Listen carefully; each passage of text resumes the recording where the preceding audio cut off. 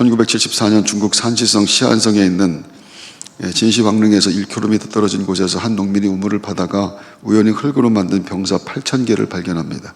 그것은 병마용이라고 하는 것으로 2200년 전 중국 춘추 전국 시대 진나라의 황제 진시황을 다음 세상에 모실 병사들이었다고 하죠. 그 중에는 산채로 넣어진 사람들도 꽤 많았는데 영원토록 우리의 왕을 모신다라고 하는 의미였습니다. 그런가 하면 이집트의 왕과 귀족들의 무덤인 피라밋은 높이가 143m이고 평면 면적은 15,800평인데 그 무덤 안에는 온갖 보화가 들어있습니다. 그것도 왕이 영원토록 살게 하기 위한 것입니다. 병마용을 만들고 미라와 피라밋 같은 왕들의 묘지만 그런 것은 아니고요. 일반 백성들의 모든 장래에도 사후세계에 대한 기원은 인간 역사의 어느 민족에게나 다 있던 일입니다. 사람이 죽어 없어지는 것이 아니다. 그냥 없어지는 것이 아니다라고 하는 것을 사람은 본능적으로 알고 있다라고 하는 뜻이 될 겁니다. 그래서 사람은 땅에 사는 동안에 어떤 형태로든 사후의 세상을 준비하게 되는데 죽음 후의 세상을 살기 위해서 무엇인가를 준비해야 된다라고 본능적으로 생각하는 것 말입니다. 무덤에 넣어 가져가야 할 것이 있다라고 하는 뜻입니다. 착하게 사는 것, 타인을 위해 사는 것, 금욕하는 것, 절제하는 것, 사실은 이런 모든 것들도 마찬가지입니다. 그렇게 사후의 삶을 위해 행하는 일들을 성경은 율법의 행위라고 총칭했습니다. 로마서 3장 20절 그러므로 율법의 행위로 그의 앞에 의롭다 하심을 얻을 육체가 없나니 율법으로는 죄를 깨달음이니라. 행위로 그의 앞에 의롭다 하심을 얻을 육체가 없나니 그것은 죽음 후의 세상은 현세에서의 어떤 행위와 업적을 가지고 가는 것이 아니다라고 하는 그런 말씀입니다. 인간은 본능적으로 영원이라고 하는 것을 생각하는데 그것은 하나님이 주신 마음, 그게 인간만 생각하는 영원이라고 하는 생각입니다. 전도서 3장 11절 하나님의 모든 것을 지으시되 때를 따라 아름답게 하셨고 또 사람들에게 영원을 사모하는 마음을 주셨느니라. 그 마음이 사람은 채워져야 됩니다. 인간이 무엇을 소유하고 이루고 되었어도 만족하지 못하는 것은 그 영혼을 사랑하는 원래 만들어진 그 마음이 채워지지 않는 것 때문입니다. 그 어떤 것으로도 세상에 그 어떤 것을 만들었고 이루었고 구축했다 할지라도 그게 채워지지가 않습니다. 바울은 그것을 역설적으로 이렇게 말을 했죠. 만일 그리스도 안에서 우리가 바라는 것이 다만 이 세상의 삶뿐이면 모든 사람 가운데 우리가 더욱 불쌍한 자이리라. 본래부터 장착된 영혼을 사모하는 마음, 영원한 세상을 감지해내는 것 때문에 인간은 동서고금, 인종과 국가를 막론하고 그 세상을 준비하려고 합니다. 모든 학문과 종교라고 하는 것도 사실은 그것 때문에 생겨났다라고도 할 수가 있을 겁니다. 그것 때문에 자신의 한계치를 넘어가는 일도 인간은 할 수 있습니다. 영원한 삶을 얻을 수 있는 것이 제한된 세상에서의 어떤 행위를 통하여 얻을 수 있음을 확신만 한다고 한다면 사람은 무엇이든 다 할 수 있습니다. 그것을 진리를 찾는 노력이라고 말하기도 합니다. 그렇게 영원한 진리를 위한 노력은 본능적 욕망과 탐욕으로 살 수밖에 없는 보통의 사람들에게 숭고하고 고결한, 흠모하고 존경할 만한 행위들로 칭송되어지게 되기도 하죠. 청빈, 선행, 수행, 타인을 위한 숭고한 희생 같은 것들 말입니다. 때때로 죽음보다 더한 고통도 불사할 수 있습니다. 그런데 영혼을 사모하는 마음의 충족, 그것이 그런 행위들을 통해서 이루어지지가 않는다는 겁니다. 그것이 영원한 것이기 때문에 그 영원한 마음이 채워지기 위해서는 영원하신 하나님이 들어오셔야 됩니다.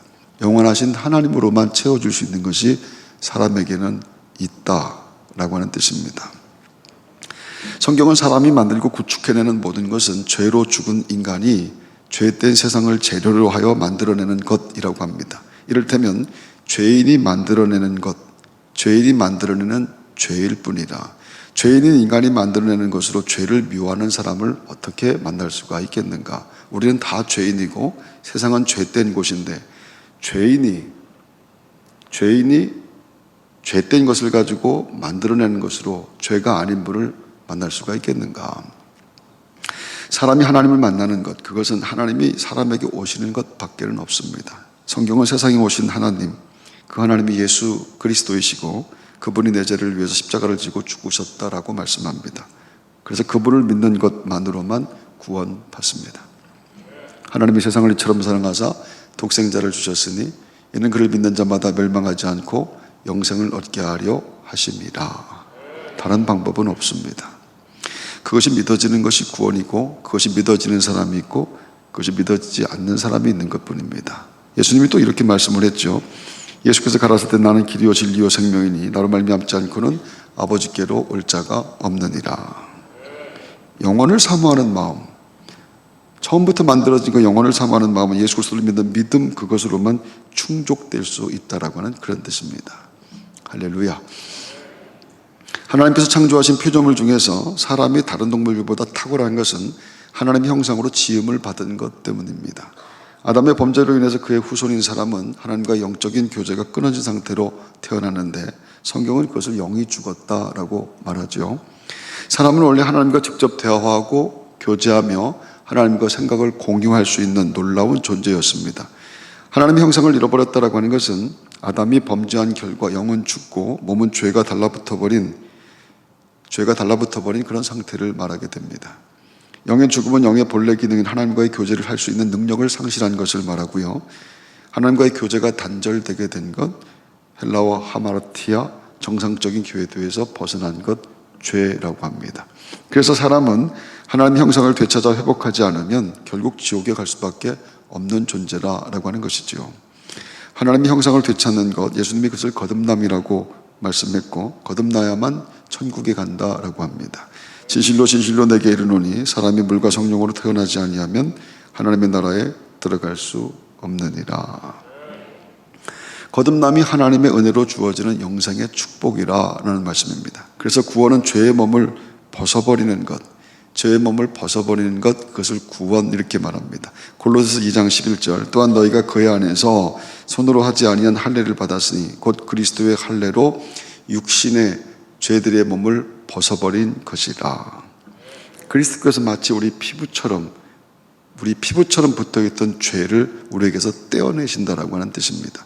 죄의 옷을 벗겨버린다라고 말씀하죠. 그것이 악하고 더러운 죄를 회개하게 만드시는 성령의 역사를 뜻합니다. 아프고 힘들고 그리고 괴롭고 고통스럽습니다. 하지만 성령은 반드시 그것을 벗겨냅니다. 우리의 피부처럼 달라붙어 있는 그 죄를 다 벗겨내시는 성령의 은혜, 말씀을 통해서 오늘 우리에게 있게 되기를 바랍니다. 그 회개해야 살 수 있기 때문에 말입니다. 그래서 말씀을 통해서 계속 회개하게 만드시고 죄를 벗어버리게 만드시는 하나님의 은혜.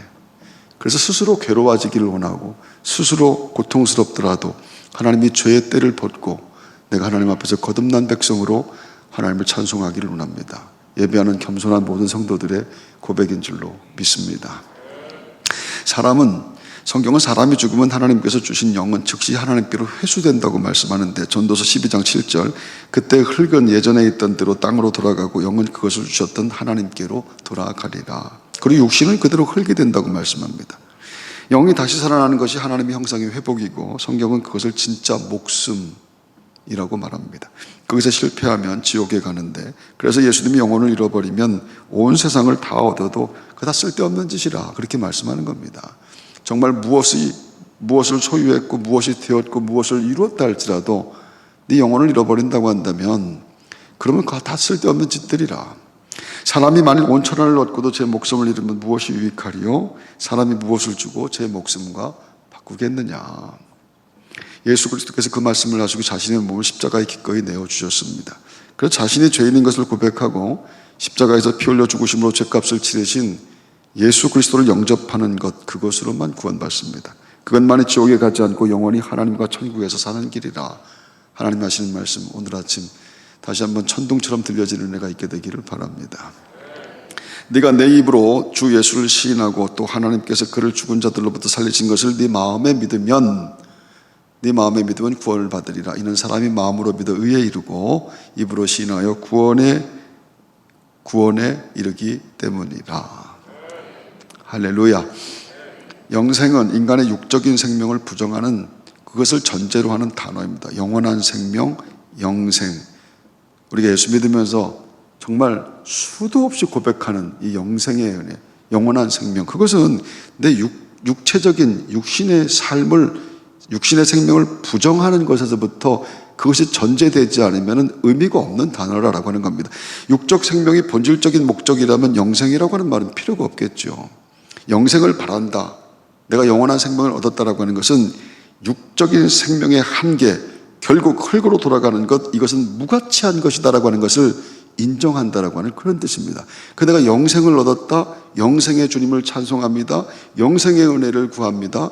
내 육적인 삶이라고 하는 것은 내가 무엇이 되었다 할지라도, 내가 어떤 형편과 환경이라 할지라도 이것은 무가치한 겁니다. 내 육신의 삶이라고 하는 것, 그것은 다 그냥 흙으로 돌아가는 것입니다. 그 고백이라고 하는 겁니다. 그런데 영생은 단순히 영원히 사는 것을 의미하지는 않습니다. 무조건 영원히 사는 것을 좋아할 사람도 없겠죠. 물리적, 심리적 건강 상태, 재산, 인간관계, 여러분의 지금 상황과 형편, 그런 것들을 고려할 때 지금 이대로 정말 계속 살고 싶은 마음이 정말 있습니까, 여러분에게? 정말 이대로 죽지 않고 계속 살고 싶다, 그런 사람이 도대체 얼마나 될 것인가? 단지 죽음 후의 세상이 두려울 뿐입니다. 죽음 후의 세상이 어떤 것인지 알 수 없어서 그게 두려울 뿐이지, 그냥 죽지 않고 끝까지 살고 싶겠다라고 하는 사람이 도대체 얼마나 될까?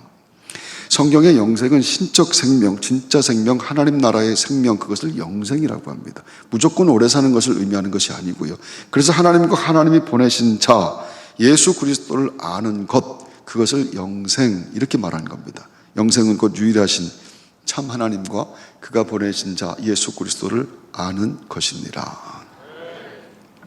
따라서 천국을 살기 위해서는 예수가 누군지 알지 못하고는 불가능합니다. 예수 안에 하나님 나라가 담겨져 있기 때문에 예수를 모르면 영생을 살 수가 없다라고 하는 그런 뜻이 됩니다.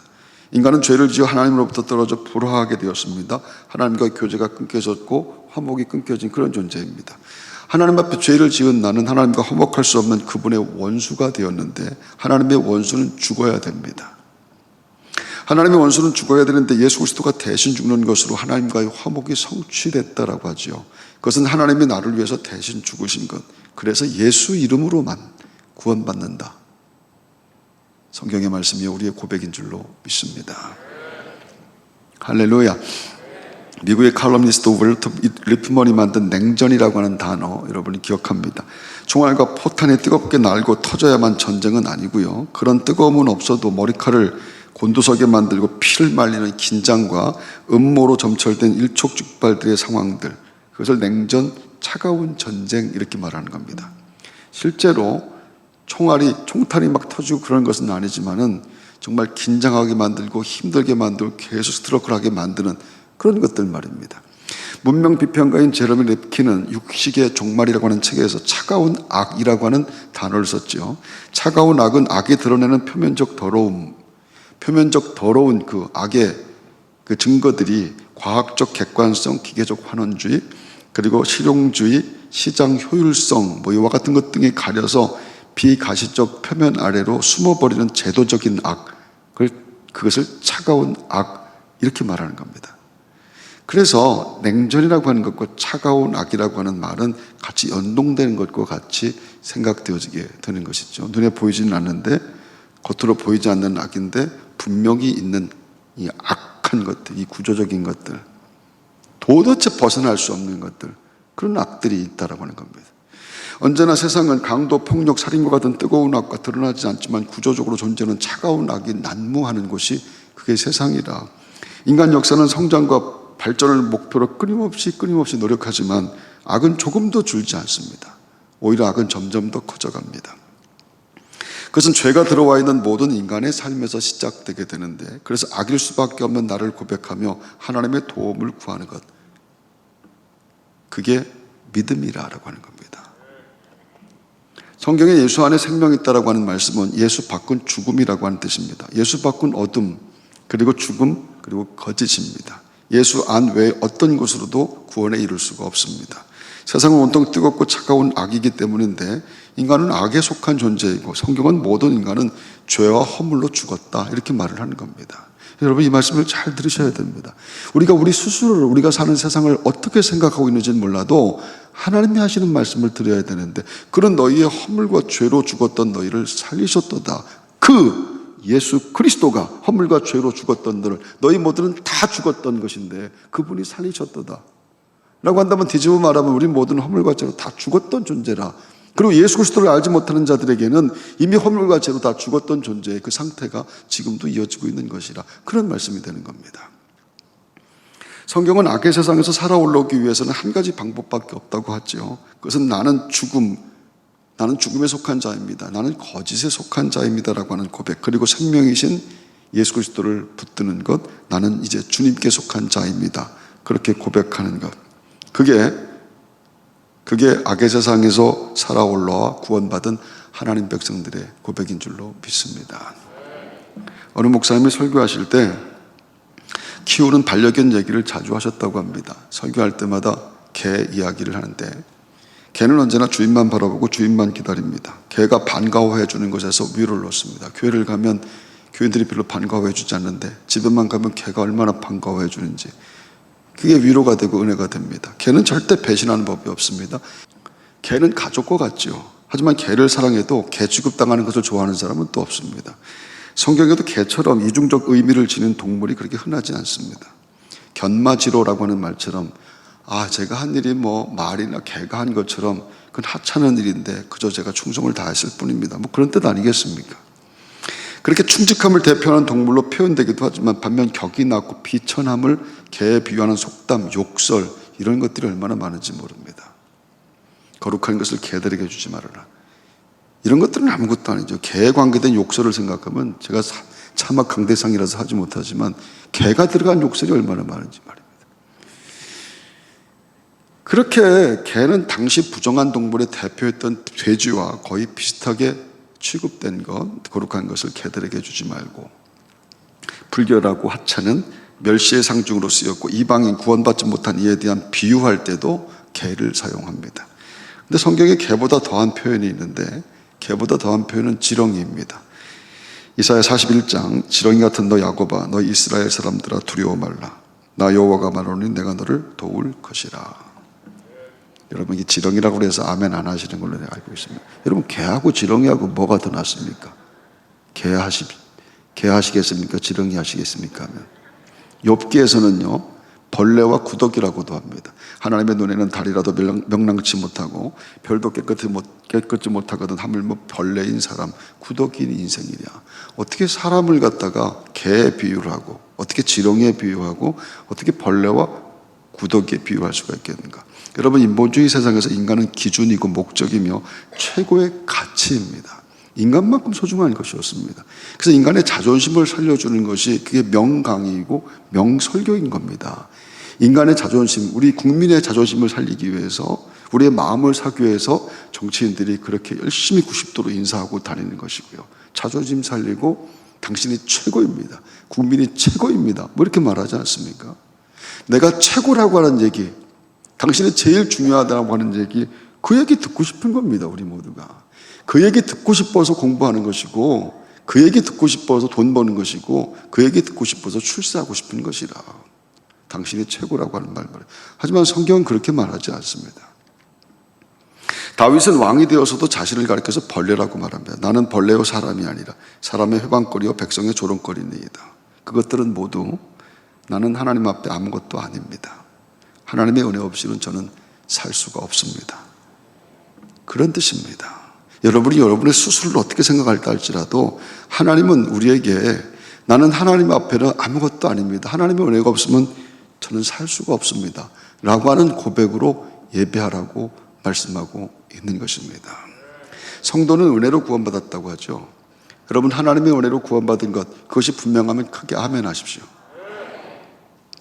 은혜는 받을 자격과 갚을 능력이 없는 자에게 무상으로 주어지는 것을 말합니다. 따라서 은혜로 구원받았다고 하는 것은 나는 스스로 살 수 없는 존재, 나는 스스로는 아무것도 안 된다라고 하는 그런 존재라고 하는 고백이 전제된 것, 그게 은혜로 구원받았다라는 뜻입니다. 그리고 고백이 전제될 때만 구원이 이루어지는 것, 즉 철저한 자기 부인의 고백의 토대 위에 부어지는 것, 그것이 구원의 은총이라고 하는 것. 오늘 아침 그 고백과 그 은총으로 하나님 앞에 예배하고 있는 줄로 믿습니다. 할렐루야. 발전과 성숙은 인간 최고의 가치입니다. 사람이 발전을 해야죠. 성숙을 해야 되는 것 아니겠습니까? 지난주보다 좀 나아져야 되고, 사람이 좀 커져야 되고 성숙해져야 되고 하는 것. 세상에 이것보다 귀한 가치가 어디에 있겠습니까?